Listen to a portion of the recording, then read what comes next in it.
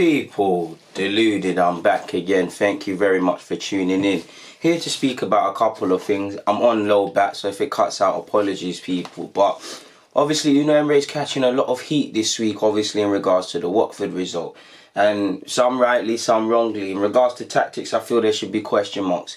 And this is relevant but irrelevant to Sunday, in that we still don't know how to play with a front three. And what I mean by that is, I'm a big fan of Pepe. Obviously, he's still learning and whatnot.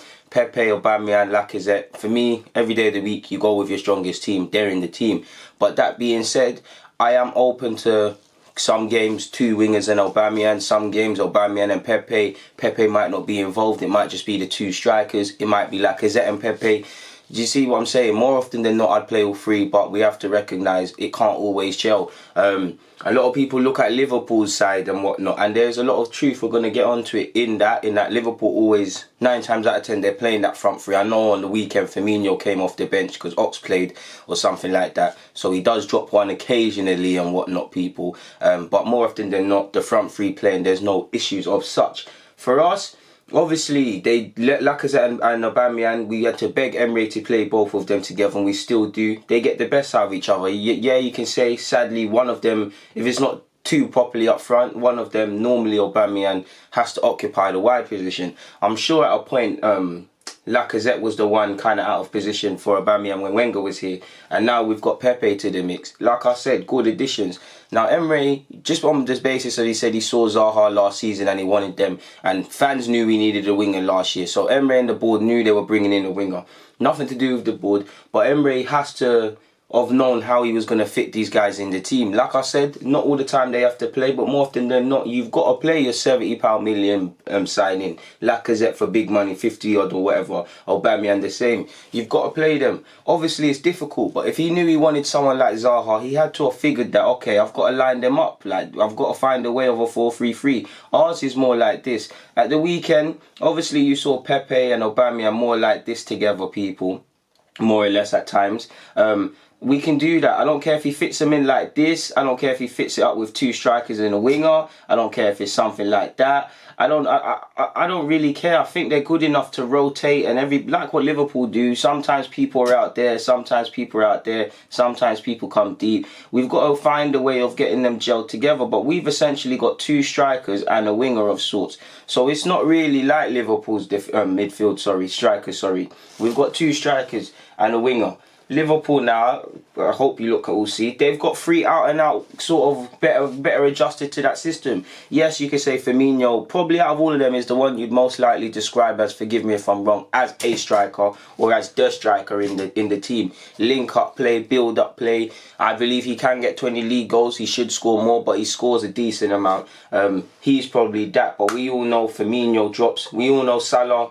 He's not a wide man as such. He's a wide forward. He occupies them positions, but he likes to play in the middle as well. Mane off the left hand side. They're three sort. You've got a false number 9 and 2. If we stop being technical, 2 wingers in Aubameyang, in Mane and Salah. If we stop being technical, so it's easier for Liverpool's man to kind of thingy. Do you get it, people? To kind of thing, rotate and whatnot. I feel it's a good combination in that. I feel Salah is greedy, but I like that in my team. Obviously, he should look at his teammates sometimes, and I know Liverpool fans have said that, but I like to see someone hungry for goals. Mane is just a savage. Like, I wouldn't want to play against Mane. He savages people week in, week out. Firmino, I believe, is the yin and yang. He's not really as greedy as them two, and he kind of is the creator. So it's a good partnership.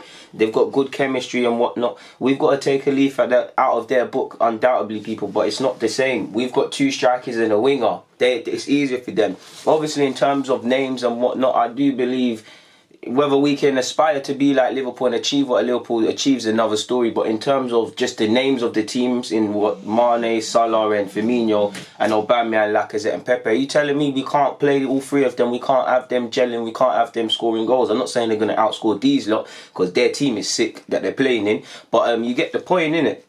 So Emre's really got work to do in that regards, people.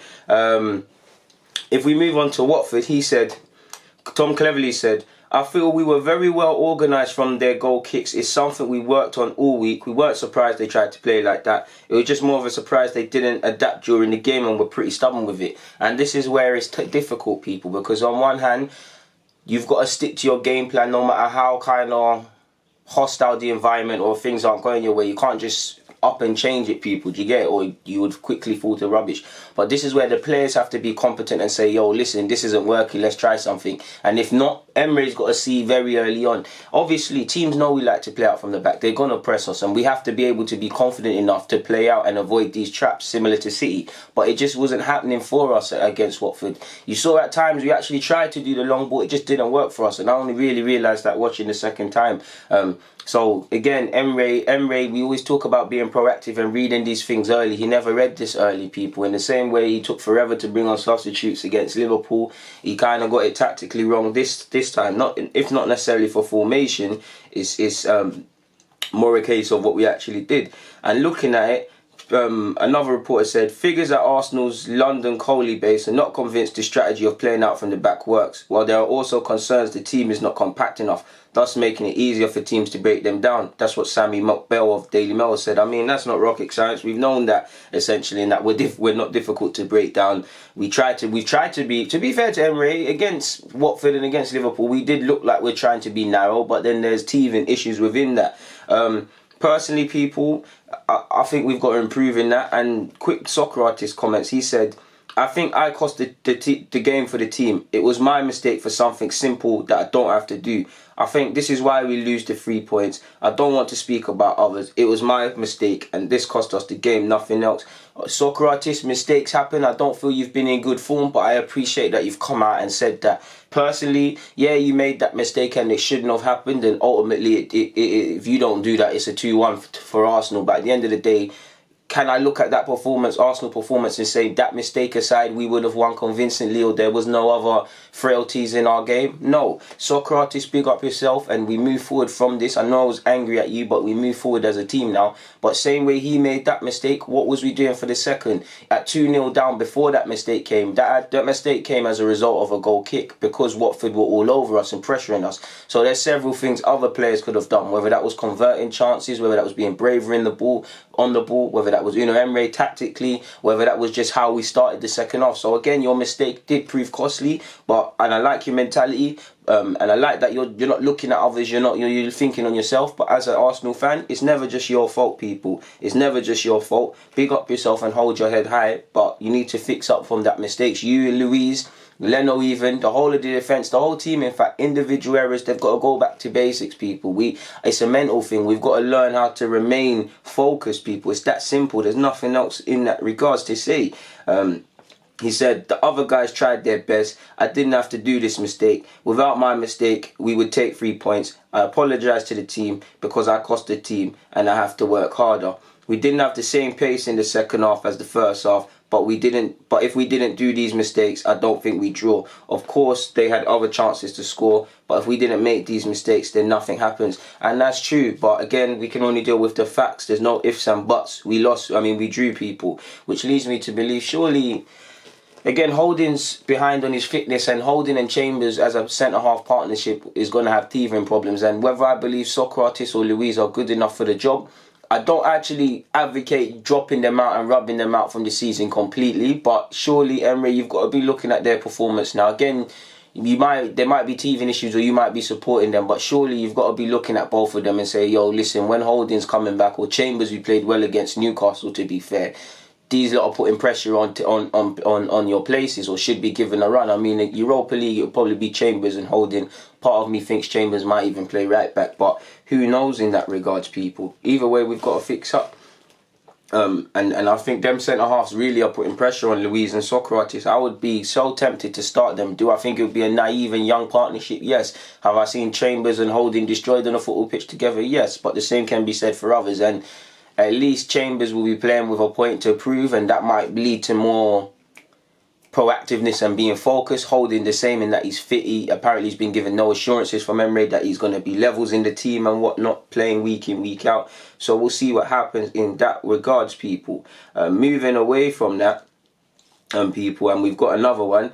Leno said in the second half they had so much space and it was too easy for them. They could play around our box. Everybody could see that, and we have to talk about it. And it must be frustrating for Leno. I don't feel Leno is perfect. I feel there's question marks over Leno, but he's only one man. We bought him and we have not improved defensively in terms of we should have a system now with a back five including Leno that's a competent defence. Even in the case of injuries, because injuries happen, we can't keep saying this guy is not here when this guy returns. There needs to be a base level of competency in how our defence moves, how they move as a unit, how they push up, how they cover their men. And for all Leno's mistakes and whatnot, it must be frustrating because he's only one man. As poor as I think Leno is at times, there's been games he's done all he can, but he's only one man. He can't stop everything. I still have the jury out on Leno. I believe in him and he's my keeper, but I still have the jury out personally on him. But he's fully right in that. And he's also said, in the second half, we completely lost control of the game. I think the distance between the midfield and the strikers and to the other players was too big. So, of course, he's probably alluding to potentially tactically with how we set up there could be issues. And obviously, he's also looking at other members of the side.